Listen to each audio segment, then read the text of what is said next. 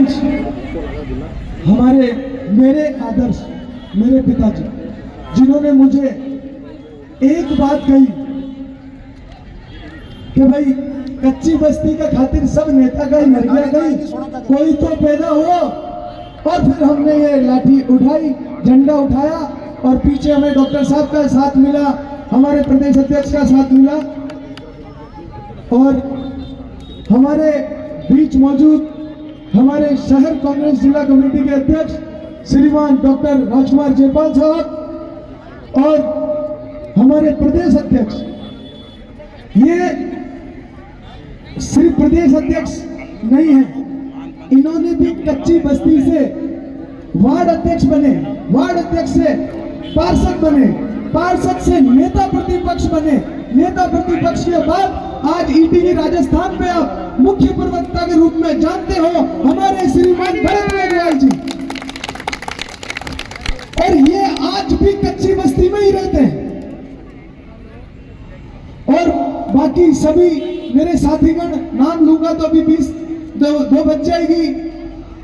सभी लोगों ने मेरा साथ दिया है, हमारे जगदीश जी, हमारे चाचा रईस चाचा, हेमराज जी, ओझा साहब, हमारे अजीज भाई, हमारे राजवीर और शेरू, बहुत सारे ऐसे मेरे दोस्त जिन्होंने मेरा साथ दिया है इस लड़ाई में। हम लोगों ने 4 आदमियों की भी मीटिंग की है, 40 आदमियों की भी मीटिंग की है और आज मैं देख रहा हूं कि 1500-2000 आदमियों की भी मीटिंग है। कहते हैं ना का मैं तो चला था गाली बकेला, लोग जुड़ते गए और कारवां बनता गया। मैं प्रशासन को एक चेतावनी दे रहा हूं, यह हमारा अंतिम शांतिप्रिय आंदोलन है। इसके बाद शांत रहने वाली नहीं है कच्ची बस्ती। अब कच्ची बस्ती जाग चुकी है, जो सोई थी वो सब जाग चुकी है।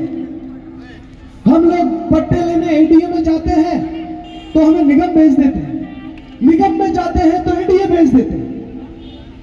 अब हम कहीं जाने वाले नहीं हैं, तुमको घर आना पड़ेगा और पट्टा घर पे आके कैंप लगा के कॉलोनी कॉलोनी बांटना पड़ेगा। जिस तरीके से पहले दिए थे, डॉक्टर बैती जी ने दिलवाए थे, कांग्रेस पार्टी ने दिलवाए थे, जगह जगह कैंप लगा के आदमियों को बुला बुला के पट्टे दिए थे, वैसे ही पट्टे देने हैं तो दो, नहीं तो बहुत बड़े आंदोलन के लिए तैयार हो जाओ आप लोग।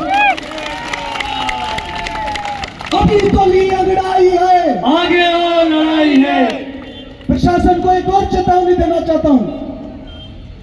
आपको क्या लगता है हमारी कोई सुनने वाला नहीं? अरे गरीबों की तो है ही कांग्रेस, गरीबों की तो है ही कांग्रेस। हमारे निकम में 2 विधायक बने बैठे हैं। एक हमारे श्रीमान जी जो हमारे यहाँ के विधायक हैं, वो कहते हैं कि कच्ची बस्ती अवैध है। अरे ये अवैध बस्तियों से जीतते हैं। अब की बार कसम खाओ कि जो इनको वोट देगा वो वोट मांगने आएगा तो मारवाड़ी में क्या नहीं, एक फाटो ले सामो लड़ो तो फटो देगी नहीं देगी।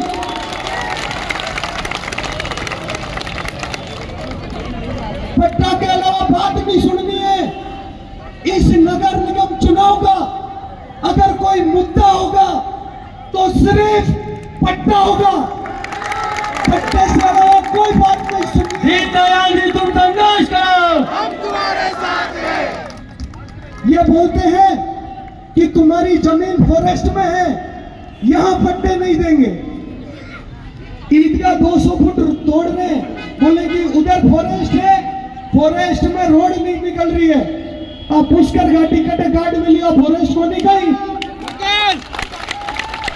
दरगाह की संपर्क रोड आप फॉरेस्ट को नहीं गई। पुष्कर घाटी से नीचे उतरो, अनंता होटल फॉरेस्ट में को नहीं गई। ये पुष्कर घाटी से नीचे अभी बहुत बड़ा होटल बन रहा है, वो फॉरेस्ट में नहीं है क्या? सिर्फ सिर्फ हमारे मकान ही तुमको फॉरेस्ट में दिखते हैं, हम लोग ही फॉरेस्ट में दिखते हैं। अब की बार अगर किसी ने ऐसी बात बोली कि ये फॉरेस्ट में आप अपना सीमांकन कर दो, एक दीवार खींच दो, अगर हम उससे आगे जाएं तो हम गलत है। अभी तो हम जहां बस गए वहां फंस गए, अब हमको कोई नहीं उठाने वाला यहाँ से।